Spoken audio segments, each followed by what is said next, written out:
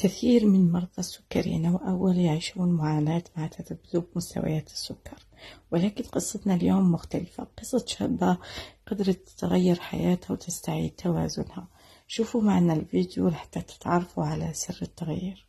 طبعا أنا مصابة بالسكر النوع الأول من كان عمري 5 سنوات، ودائما أعاني من ارتفاعات، وهاي الشيء يسبب آلام في المفاصل، مشاكل في القولون، خمول وتعب دايم، والسكر دائما 400 500 ما ينزل، على طول مرتفع.